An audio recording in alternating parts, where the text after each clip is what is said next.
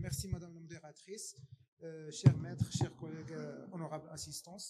J'ai l'honneur aujourd'hui d'être parmi vous pour vous présenter ce travail sur l'épidémiologie de la COVID-19 et l'importance de l'approche One Health dans la prévention des pandémies.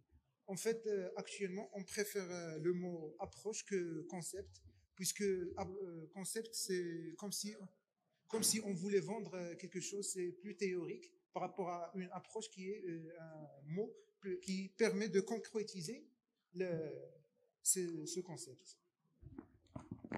Merci. Donc, j'ai prêté ces slides des CDC, des Centers for Disease Control and Prevention, pour souligner que la crise de la COVID-19 dans laquelle nous vivons depuis presque 3 ans a souligné la pertinence de ce concept, puisque le fait de décloisonner les disciplines, c'est-à-dire que les médecins, vétérinaires et écologues travaillent ensemble, ça permet une meilleure prise en charge des patients. Surtout que cette maladie est d'origine très probablement zoonotique. Donc, on va revenir un peu plus tôt, en décembre 2019. En décembre 2019, en Chine, plus précisément à la ville de Wuhan, où des cas de pneumonie d'origine non connue ont été rapportés. Le gouvernement chinois réagit dès janvier 2020 en encerclant près de 35 millions d'habitants à la province de Wuhan. Donc, l'Organisation mondiale de la santé a été avertie de ce nouveau coronavirus dès le 31 décembre 2019. Donc, le mode de transmission du coronavirus, on le connaît tous, c'est soit de façon directe via les aérosols ou les gouttelettes aériennes, ou de façon directe aussi par manioportage ou indirecte par contact sur une surface inerte. Le rôle des matières fécales via les bioaérosols a été abordé au début de la pandémie, mais son rôle dans la transmission du virus semble mineur. Donc, l'Organisation mondiale de la santé a publié ses recommandations et les gestes barrières à appliqués pour minimiser la transmission, que ce soit le lavage fréquent des mains, le port de masques de protection, tousser, éternuer au niveau du coude, utiliser des mouchoirs jetables, respecter les règles de distanciation sociale. Donc, la chronologie des événements au Maroc remonte en fait au 2 mars 2020, avec l'annonce du premier cas d'infection par le coronavirus. Ensuite, le 11 mars 2020, et suite à l'évolution rapide de la maladie, l'OMS décrète la maladie comme pandémie mondiale. Le 20 mars 2020, le Maroc proclame l'état d'urgence sanitaire et oblige ses citoyens le 7 avril à porter des masques de protection pour sortir. Donc, le compteur du coronavirus, malheureusement, ne s'arrête toujours pas, avec un dernier chiffre que j'ai rapporté ici du 25 octobre 2022, avec un nombre de nouveaux cas de 35. Le Maroc donc enregistre un total de cas de 1 265 431 cas et 6 281 morts. Mais il faut souligner que la mortalité par le virus a clairement chuté depuis le pic de la vague Omicron. Le Maroc a adopté donc un plan d'action basé sur l'anticipation, la précision et le réalisme. Un comité de veille et de riposte vis-à-vis de la COVID-19 a été créé dès les premières alertes relatives au virus. Le plan d'action était établi autour des 3 axes sanitaires, économiques et sociaux. Les coronavirus est une famille de virus qui est connue depuis longtemps. Les études par séquençage génétique du virus provenant du pangolin et de la chauve-souris montrent une ressemblance jusqu'à 90%. ce qui souligne l'origine fort probablement zoonotique du virus. Donc, ce qui rejoint l'idée du concept One Health, c'est-à-dire aborder, au lieu d'aller traiter les conséquences de la maladie, on va remonter, si on peut dire, à la racine du mal et chercher d'où vient ce virus et traiter les animaux, traiter l'environnement avant que de tels virus émergent. Donc, comme on l'a déjà dit, les coronavirus sont situés à l'interface santé humaine, santé animale. On a déjà connu des maladies humaines à coronavirus. Certains coronavirus ont fait preuve d'adaptation à l'homme, comme c'est le cas pour le SARS-CoV en 2003, le MERS-CoV en 2011, MERS-CoV pour Middle East Respiratory Syndrome Coronavirus, dont le réservoir était le dromadaire et qui était une maladie mortelle qui était surtout en Moyen-Orient et surtout en Arabie Saoudite. Et finalement, le SARS-CoV-2 pour Severe Acute Respiratory Syndrome COVID-2, dont on connaît tous l'aboutissement. Donc, le 8 février 2022, le Conseil scientifique français de la COVID-19 publie une contribution qui a comporté un chapitre intéressant quelles sont les failles qui ont marqué la gestion de la crise de la COVID-19. Le premier problème rapporté par cette contribution scientifique est le concept de franchissement de la barrière d'espèces qui n'a pas été pris en considération. En fait, le coronavirus 19 possède une protéine peu spécifique, qui est la protéine Spike, qui est adaptée aux différentes espèces et qui peut toucher et l'homme et les animaux. Aussi, le phénomène de rétrozoonose, c'est-à-dire le virus, une fois venu de l'animal, infecte l'homme et peut revenir à l'animal, d'où l'appellation rétrozoonose. Et tout ce qui implique avec le risque de mutation et de développement de facteurs de virulence et d'échappement immunitaire. Bien entendu, l'action commune des divers secteurs était insuffisante, c'est-à-dire on avait les vétérinaires qui travaillaient seuls, les médecins de leur part, les écologues de leur côté. Donc, il n'y avait pas une collaboration et une adoption de l'approche One Health ou une seule santé. Donc ici, je rapporte les données de l'Organisation internationale de la santé animale qui montrent les épidémies qui ont apparu d'animaux touchés par le coronavirus. Donc ces épidémies sont rapportées largement dans le monde, mais surtout en Amérique du Nord, où un cas plus élevé a été rapporté d'animaux touchés par le coronavirus. Les animaux les plus susceptibles étaient les chiens, les chats, le cerf de Virginie, les visons, les tigres, les lions. Donc, l'approche One Health ou une seule santé semble une approche qui nous permettra de se projeter dans l'après-crise et de s'apprêter mieux aux futures pandémies. Donc, l'interdépendance entre santé humaine, animale et environnementale, c'est un concept qui n'est pas nouveau. Il date en fait de plus d'un siècle. Il trouve son origine avec le terme One Medicine, qui était mis en place par M. Calvin Schwab, qui est vétérinaire et épidémiologiste américain, et qui a souligné l'importance de l'interconnexion santé humaine et animale, et qui a insisté sur l'importance de collaboration entre médecins, vétérinaires et écologues. Ensuite, en 2004, à New York, la World Conservation Society publie les 12 principes de Manhattan qui reconnaissent les liens entre santé humaine, animale et environnementale et préconise une approche multidisciplinaire et lance l'initiative One World, One Health. Le premier principe de ces principes de Manhattan était l'importance des connexions entre santé humaine, animale et environnementale. Ensuite vint la conférence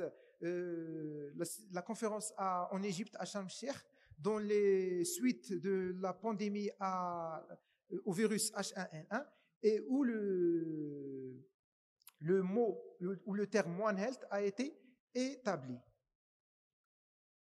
Donc, schématiquement, l'approche One Health, c'est une approche holistique, multidisciplinaire, transversale, qui englobe et prend en considération à la fois la santé animale, la santé humaine et environnementale.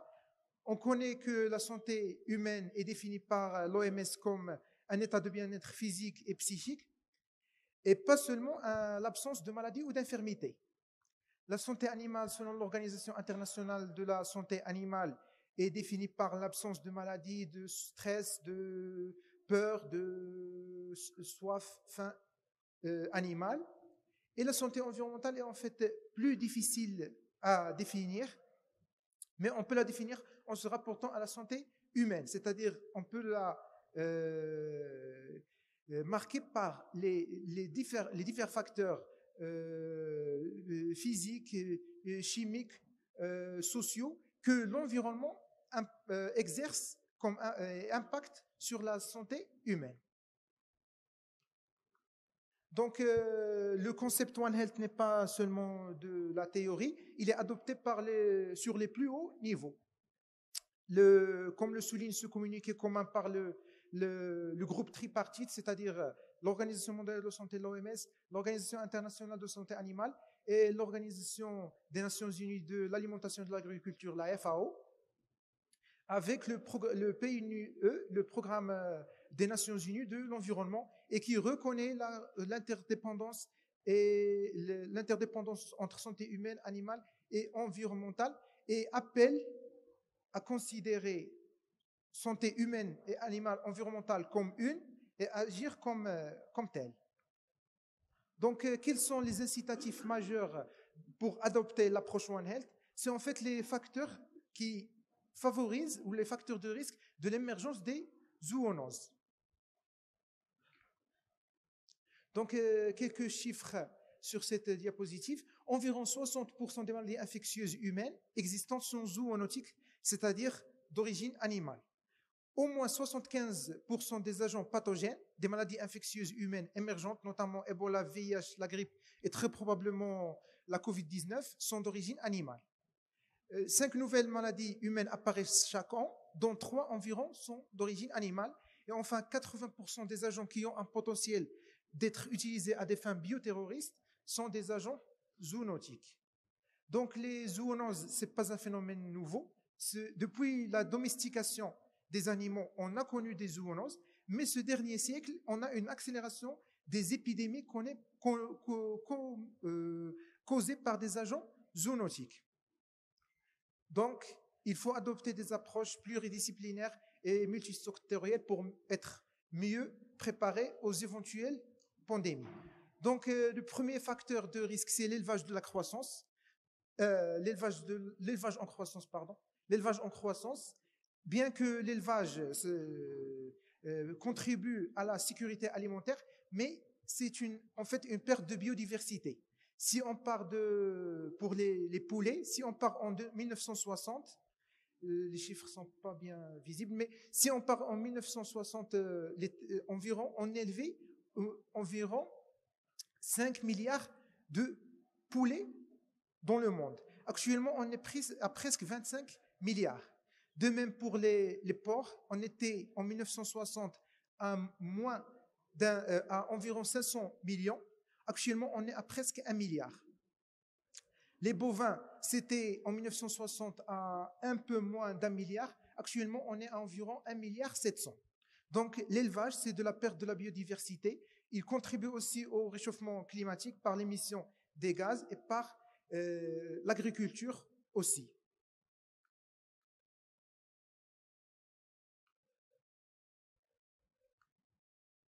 Donc, comme on l'a déjà dit, l'élevage, c'est des populations animales avec des densités très fortes, des animaux stressés, des populations génétiquement peu diverses. Donc, ici, on parle de phénomène d'amplification. Parce qu'une fois la biodiversité est en crise, c'est-à-dire qu'on est en train d'élever des populations animales très proches génétiquement, donc un agent pathogène, il n'a pas de difficulté à se propager facilement dans cette population. Par contre, lorsque la biodiversité est respectée, bien que cette biodiversité peut être responsable d'une biodiversité d'agents pathogènes, mais par un phénomène de dilution, il n'y aura pas une telle propagation qu'avec l'élevage de telles populations animales. Ensuite, on a la croissance démographique. On est actuellement à presque 8 milliards de personnes dans le monde. Donc, l'homme, il va habiter des zones géographiques plus étalées. Il va être en contact avec la faune sauvage, avec des zones qu'il n'habitait pas plus tôt. Le trafic aérien aussi, qui est en hausse, que ce soit des animaux, de la marchandise ou des humains.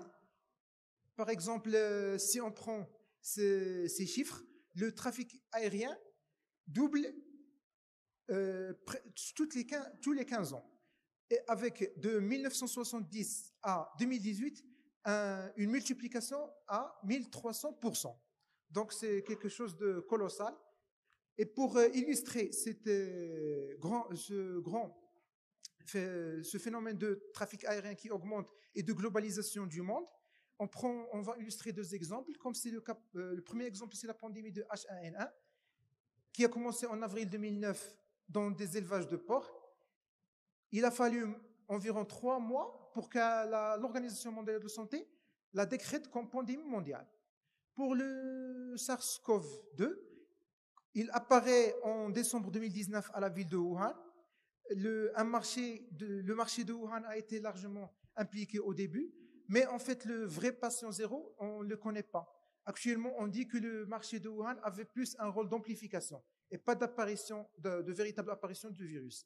Donc, de même, pour le SARS-CoV-2, 3 mois ont suffi pour l'OMS pour déclarer la maladie comme pandémie. Donc, actuellement, on est dans un monde interconnecté et à partir d'un certain niveau de contagiosité, les épidémies se transforment systématiquement en pandémies, constituant ainsi une menace globale. La déforestation aussi, la couverture forestière est en diminution constante avec une augmentation parallèle des épidémies zoonotiques. La perte de la biodiversité aussi, comme on l'a déjà dit, par phénomène d'amplification ou de dilution. Lorsqu'on a une biodiversité en crise, l'agent pathogène, il a moins de difficultés à se propager. Ici, les données de la WWF qui illustrent la diminution de la biodiversité, surtout en Asie. Le dérèglement climatique aussi, qui est un facteur déterminant pour s'intéresser à l'approche One Health. Et aussi, ici, on va illustrer l'intérêt le rôle que joue le dérèglement climatique dans les zoonoses, puisqu'il favorise la multiplication des populations vectorielles. Donc, le dernier chapitre, c'est la mise en œuvre de l'approche One Health. Comme on l'a déjà dit, l'approche One Health a été adoptée sur les plus hauts niveaux et des publications qui aident à concrétiser cette approche ont été publiées, que ce soit par l'OMS, le guide tripartite pour la gestion des zoonoses, l'approche One Health par la Banque mondiale, la publication Emerging Pandemic Threats de l'USAID et l'Agence française de développement. Donc au Maroc, le concept One Health est encore au stade embryonnaire. On a l'association One Health Maroc qui a vu la naissance en 2019, mais beaucoup sont les défis qui affrontent ou qui entravent l'adoption de cette approche, notamment le cloisonnement et le fait d'agir en secteurs séparés. Le jour international de l'approche One Health est donc quelques jours, le 3 novembre prochain. C'est l'occasion pour Veuillez célébrer. Veuillez conclure, s'il vous plaît. Oui, c'est la dernière diapositive. Donc, c'est l'occasion pour célébrer cette approche.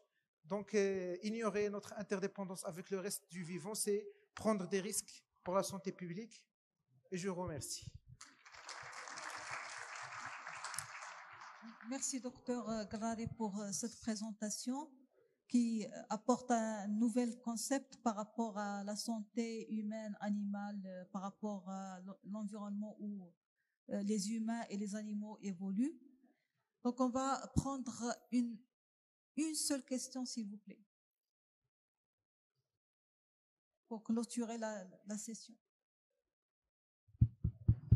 Alors, merci docteur, parce que vous avez fait une très belle synthèse en essayant de mettre le point sur l'intérêt de ce concept One Health, l'approche One Health de l'OMS, éventuellement pour la prévention des pandémies. Vous avez parlé de la pandémie, de l'exemple de la pandémie Covid-19.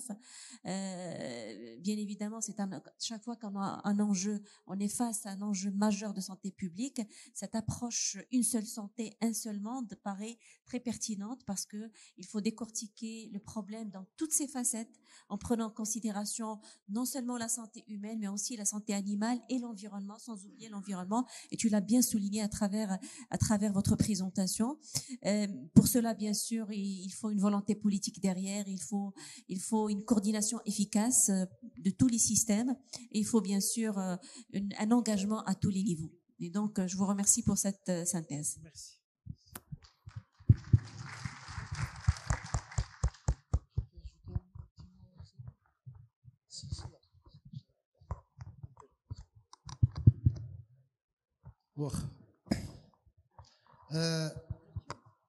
Si vous pouvez ajouter le travail des Kaoussed, parce que la faute leader de l'insania, on ne s'est pas intéressé aux biologistes vétérinaires qui maîtrisaient bien les virus animaux. Donc, si vous pouvez inclure dans votre travail la médecine, la santé animale, parce que le corona, la bêtise dans l'être humain vis-à-vis de l'animal, on n'a pas pris en considération.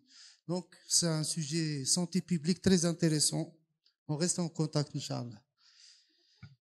Maintenant, peut-être on va se retirer pour se délibérer. À tout de suite. Donc, on va lever la session pour délibération et je vous invite à la cérémonie d'inauguration.